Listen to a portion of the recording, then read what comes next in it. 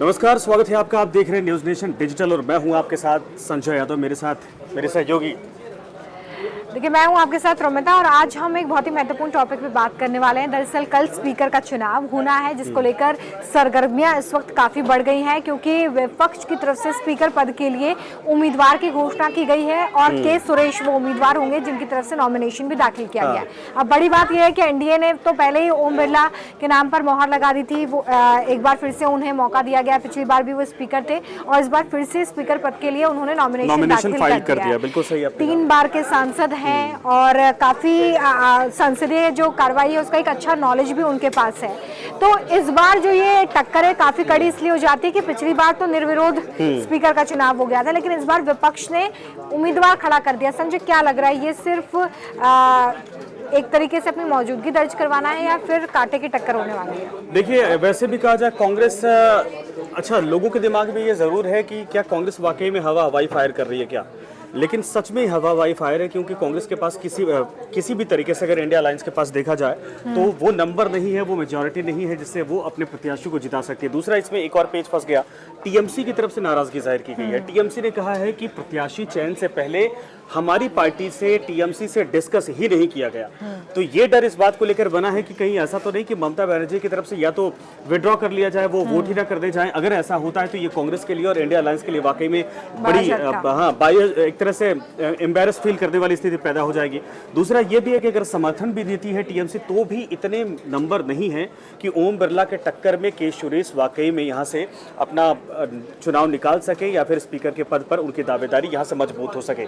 ये बिल्कुल साफ हो चुका है। दूसरा, आपने कहा ओम बिरला तीसरी बार लोकसभा का चुनाव जीते, उसके बाद उनको फिर से मौका दिया जा रहा है। दरअसल भारतीय जनता पार्टी की तरफ से ये पहले ऐसे नेता हैं, पहले ऐसे चेहरे हैं जो दूसरी बार लोकसभा के तौर पर अपने कार्यकाल की शुरुआत करेंगे अगर वो चुनाव जीतते हैं। मोस्टली एक तरह से तय माना जा रहा है कि चुनाव जीतने जा रहे हैं। और अच्छी बात यह है कि पिछली बार रिकॉर्ड तोड़ वोट से जीत कर आए थे, पूरे राजस्थान में देखा जाए 2 लाख प्लस वोटों से। इस बार वो मार्जिन 40,000 पहुंचा है, लेकिन यह जरूर है कि संसदीय कार्रवाई की जितनी समझ है, एक परिपक्व नेता के तौर पर 5 साल का अनुभव होने के नाते और पिछली बार फुल मेजॉरिटी की सरकार के तौर पर जब सरकार आई थी उसके बाद स्पीकर की जिम्मेदारी संभालने के बाद बहुत बड़े फैसले हुए जिसमें ओम बिरला की भूमिका महत्वपूर्ण मानी गई और उनका वो अनुभव उससे बढ़ा। तो जाहिर सी बात है बीजेपी की तरफ से ये बहुत अच्छा चेहरा चुना गया है और इससे न सिर्फ लोकसभा को बल्कि देश को भी फायदा होगा अगर ओम बिरला चुने जाते हैं। बिल्कुल। और देखिए, ओम बिरला जो है, जिस तरीके से संजय ने भी जिक्र किया, काफी अच्छा उनका संसदीय कार्य का नॉलेज है। अब स्पीकर का जो काम होता है वो भी आप समझ सकते हैं। कई महत्वपूर्ण प्रस्ताव सदन में रखे जाते हैं, अविश्वास प्रस्ताव आया या संसदीय कार्रवाई को सुचारू रूप से चलाने की बात होती है, ये सारे काम जो है वो स्पीकर के होते हैं। और किसी भी प्रस्ताव पर, किसी भी विधेयक पर जो अंतिम फैसला है वो भी स्पीकर की तरफ से लिया जाता है। तो एक तरीके से आप ये मान लें कि संसद की जो भी हियरिंग है, जो भी काम धाम है, संसद की प्रक्रिया में व्यवस्था देने का काम स्पीकर का होता है। वो कैसे सिटिंग अरेंजमेंट करता है, कैसे वहां पर व्यवस्था करता है, कब जब सत्र बुलाया जाता है तो किस तरीके से वो लोगों से समन्वय बिठाता है, हर एक चीज में वो सारी चीजें उन्हीं की व्यवस्था है। मतलब वो समझिए एक तरह से जैसे क्लासरूम है, क्लासरूम के वो एक तरह से हेडमास्टर कह सकते हैं या प्रिंसिपल कह सकते हैं कि जो क्लासरूम में होगा वो उनकी अनुमति के बगैर नहीं हो सकता है। वही वो व्यवस्था क्रिएट करेंगे जिसमें सारे सांसदों को उसमें फिट होना बैठना है और अपनी अपनी बात रखनी है। तो वो पूरे सदन के सर्वोसर्वा होती है, इसीलिए कहा जाता है कि वो स्पीकर है या फिर एक तरह से लोकसभा अध्यक्ष है। अध्यक्ष का पद ही वही होता है। तो सबसे बड़ी भूमिका हो जाती है, चूंकि अनुभव होने के नाते जितने आपने अब तक इसके पहले लोकसभा अध्यक्षों को देखा है बहुत अच्छे कुछ रहे हैं, कुछ का कार्यकाल बहुत शानदार गया है, कुछ लोगों ने अलग पहचान छोड़ी है, लेकिन उन सब में गिने चुने अगर चेहरे कहा जाए टॉप में, उनमें मुझे लगता है कि ओम बिरला का स्थान सबसे ऊपर आता है, क्योंकि 5 साल पूरा कार्यकाल पूर्ण करने के बाद एक बार फिर से अगर उनके नाम की दावेदारी है, उन पर भरोसा जताया जा रहा है, तो ये ओम बिरला के पिछले कार्यकाल का अनुभव और उनका सबके साथ समन्वय का एक आधार जो बना था, वो रिकॉर्ड था, वही इस वक्त है। इवन आपको बता दें कांग्रेस भी राजी हो गई थी। शायद अगर डिप्टी स्पीकर का पद दिया जाता कांग्रेस को, इंडिया अलायंस को, तो वो ओम बिरला के खिलाफ कैंडिडेट उतारती भी नहीं, जिसकी वजह से स्पीकर पद के लिए भी विपक्ष को अपना उम्मीदवार जो है वो घोषित करना पड़ा।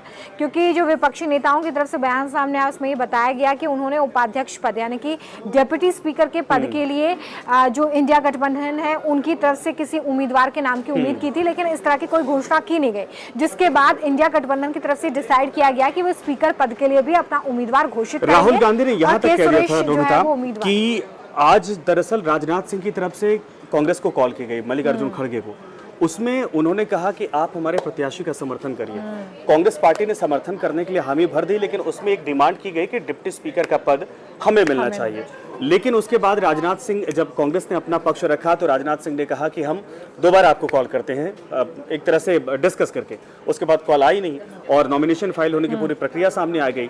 तब जाकर फिर एक तरह से प्रत्याशी उतारने की तैयारी की गई और के सुरेश का नाम फाइनल किया गया विपक्ष की तरफ से। हालांकि ओम बिरला का नाम पहले से तय कर लिया गया था सत्ता पक्ष की तरफ से, और जो 10 सेट में आज बकायदा नॉमिनेशन फाइल भी कर दिया गया है।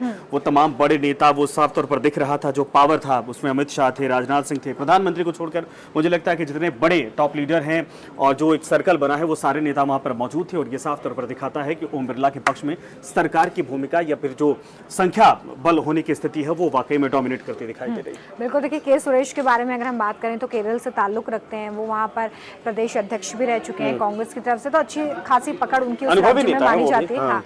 और दूसरी बड़ी बात यह है कि क्योंकि वो लगातार सांसद रहे हैं और केरल में विधानसभा चुनाव भी हैं, तो ऐसे में यहाँ पर कई समीकरणों को एक साथ साध के कांग्रेस ने फैसला किया कि के सुरेश जो है वो उम्मीदवार हो सकते हैं। और देखिए इसमें जब स्पीकर का चुनाव होता है तो ये भी एक मेन पॉइंट होता है, एक फैक्टर होता है कि सबसे जो वरिष्ठ सांसद है उन्हें ही ये पद दिया जाता है। और ऐसे में के सुरेश का नाम जो है वो विपक्ष की तरफ से सामने रखा गया। 62 साल इनकी उम्र है रोमिता, लॉ ग्रेजुएट है, पढ़े लिखे हैं और 4 बार के सांसद हैं, यानी 4th टाइम ये इस बार पार्लियामेंटेरियन बने हैं। और इस बार सीपीआई के अरुण कुमार को उन्होंने केरल के दरअसल मवेलीकारा सीट से हराया है और अनुभव काफ़ी अच्छा है। साउथ में ठीक ठाक पकड़ मानी जाती है, खास करके दक्षिण भारत के केरल के राज्य में इनकी बहुत शानदार पकड़ है। और दूसरा यह है कि दक्षिण को साधने के लिए अमूमन आपने देखा होगा कि इसके पहले जितने भी लोकसभा अध्यक्ष रहे हैं उनमें से दक्षिण भारत के चेहरे काफ़ी रहे हैं। तो हो सकता है कांग्रेस एक बार फिर से साउथ और नॉर्थ को साधने के लिए ये कदम उठाना चाहती हो। लेकिन ये ज़रूर है कि कांग्रेस को पता है कि कोई अगर मिराकल हुआ उधर से, अगर हो सकता है कि जेडीयू और टीडीपी की तरफ से कोई ऐसा हुआ कि भाई उनका हृदय परिवर्तन हुआ तो ही जीतने की संभावना बन सकती है, वरना इसमें हार है। हाँ, ये जरूर सिंबॉलिक तौर पर कह दिया जाएगा कि देखिए सरकार को हम चाहे छोटा मसला हो चाहे बड़ा मसला हो, किसी में भी एक तरह से हम वॉक ओवर नहीं देंगे, हर जगह उनको चुनौती का सामना करना पड़ेगा। बिल्कुल, फिलहाल जो रणनीति है कांग्रेस की और इंडिया गठबंधन की वो यही नजर आती है कि चाहे आपको वास्तविक स्थिति पता हो, आपको ये पता हो कि आप ये चुनाव नहीं जीत सकते हैं, लेकिन बावजूद इसके क्योंकि आप अपनी मौजूदगी दर्ज करवाना चाहते हैं, आप ये बताना चाहते हैं कि इस बार एक अच्छा मैंडेट हमें मिला है जिसका उपयोग आप पूरी तरीके से संसद में अपनी मौजूदगी को दर्ज करवा के करना चाहते हैं। इसलिए लगातार यहाँ पर जो कश्मकश है वो देखने के लिए मिल रही थी। पहले दिन भी हमने कुछ इसी तरह की नोकझोंक संसद में देखी थी। उसके बाद स्पीकर का चुनाव जब कल है तो ये सारी स्थिति जो है वो पैदा हो रही है जब इंडिया गठबंधन की तरफ से उम्मीदवार है और साथ ही एनडीए की तरफ से उम्मीदवार है। हालांकि इसके बहुत कम चांसेस नजर आते हैं कि ओम बिरला की हार हो, क्योंकि सीधे तौर पर वो जीतेंगे। अब अगर उन जीत को यहाँ पर उनके पक्ष में है। अब अगर आप यहाँ पे उनके जीत के मायने समझेंगे तो आप ये देखिए कि अगर लोकसभा में एनडीए की तरफ से स्पीकर होता है तो सबसे बड़ी बात तो ये है कि स्पीकर के तौर पर अगर एनडीए का उम्मीदवार है तो बीजेपी को और जो बीजेपी के सहयोगी दल हैं उन्हें संसद में एक मजबूती मिलती है। जो फैसले लिए जाएंगे, जो बड़े फैसले लेने की बात प्रधानमंत्री भी अपने संबोधन में कर चुके हैं, उनको मजबूती मिलती है। और एक तरीके से जो पावर्स है स्पीकर के पास, उनका भी अच्छा खासा प्रयोग जो है वो एनडीए की तरफ से किया जा सकेगा। और ऐसे में जो सहयोगी दल है बीजेपी के, उनके भी उन्हीं के साथ रहने के चांसेस और ज्यादा बढ़ जाते हैं। लेकिन सबसे ज्यादा महत्वपूर्ण तो तब हो जाता है जब आपको फ्लोर टेस्ट देना हो या अगर आपको नंबर प्रूव करना हो, तो अब स्पीकर की भूमिका बड़ी महत्वपूर्ण हो जाती है। या अगर आपके पक्ष में आप ही का स्पीकर है तब वहां पे जो संसदीय जो प्रणाली है उसे समझना और देखना काफी ईजी हो जाता है। हालांकि उस पद पे जो भी बैठा है वो बिल्कुल निष्पक्ष है, वो दोनों ही जो दल हैं, चाहे वो इंडिया गठबंधन हो चाहे वो एनडीए हो, वो उन्हें बराबरी से सुनेंगे। लेकिन एक तरीके से मजबूती जरूर स्पीकर के होने पर किसी भी अलायंस को जरूर मिलती है। जिसके पक्ष से होता है उसका तो फायदा मिलता है, क्योंकि भाई पार्टी सिंबॉलिक तौर पर होता है, वो ठीक है न्यूट्रल हो जाते हैं वहां पर। और लेकिन ये जरूर एक इसी तरीके से इतिहास अगर उठाकर देखा जाए तो एक स्पीकर ने बाकायदा इस्तीफा दे दिया था। उन्होंने कहा कि अगर मैं लोकसभा स्पीकर बनता हूं तो मैं किसी दल का नहीं हूं, मैं दोनों दलों का हूं, सबका हूं, पूरे सदन का हूं। ऐसे में मैं अपनी भूमिका का निर्वहन इसी तरीके से करूंगा। लेकिन आपको बता दें कि अगर नंबर गेम की बात करें, जैसा आपने कहा कि अगर फ्लोर टेस्ट करना पड़ेगा, फ्लोर टेस्ट अब भी होगा रोमिता, स्पीकर के चुनाव के बाद जब सरकार, ये सरकार की अग्नि परीक्षा ही है, अग्नि परीक्षा है। नहीं, वो जरूरी भी है कि अगर एक बार ये एक तरह से कहा जाए कि फ्लोर टेस्ट करवा लिया जाता तो कोई भी सरकार 6 महीने के लिए बिल्कुल अस्वस्थ हो जाती, क्योंकि संवैधानिक तौर पर ये नियम है कि अगर आप एक बार फ्लोर टेस्ट के लिए सरकार जाती है, सदन के भीतर ये प्रक्रिया होती है, तो फिर 6 महीने तक कोई भी चाह ले सरकार को इस तरीके से ऑपरेट नहीं कर सकता है कि सरकार का अगर कोई हिस्सा, कोई अलायंस टूट भी जाता है तो 6 महीने के भीतर दोबारा फिर से फ्लोर टेस्ट करवाने के लिए कोई नियम नहीं है। तो सरकार 6 महीने के लिए आश्वस्त हो जाती है। दूसरा नंबर की अगर बात की जाए तो अगर इसमें 16 सांसद जो इंडिया अलायंस और एनडीए अलायंस से अलग हैं, जो निर्दलीय हैं, अलग अलग जगहों से जीत कर आए हैं, अगर वो किसी तरीके से कांग्रेस को समर्थन करते हैं तो भी कांग्रेस के पास इतना नंबर नहीं होता है जितना खुद एनडीए अलायंस के पास है, उससे ज्यादा कहीं एनडीए अलायंस के पास है। तो किसी भी हाल में ये नहीं कहा जा सकता कि के सुरेश के जीतने की संभावना फिलहाल कहीं से दिखाई दे रही, और एनडीए अलायंस का यानी एक तरह से ओम बिरला का लगभग चुनाव जीतना बिल्कुल तय माना जा रहा है। तो देखिए अब ये जरूर देखना होगा कि कल का दिन कितने हंगामेदार होता है। जब सदन की कार्रवाई शुरू होगी, सांसदों की तरफ से जो समर्थन है वो स्पीकर के नाम पे दिया जाएगा। तो ये एक पूरी संसदीय प्रक्रिया जिसका पालन इस वक्त किया जा रहा है। सबसे पहले नवनिर्वाचित जो सांसद है उन्हें शपथ दिलाई गई है और अब कल स्पीकर का चुनाव होना है।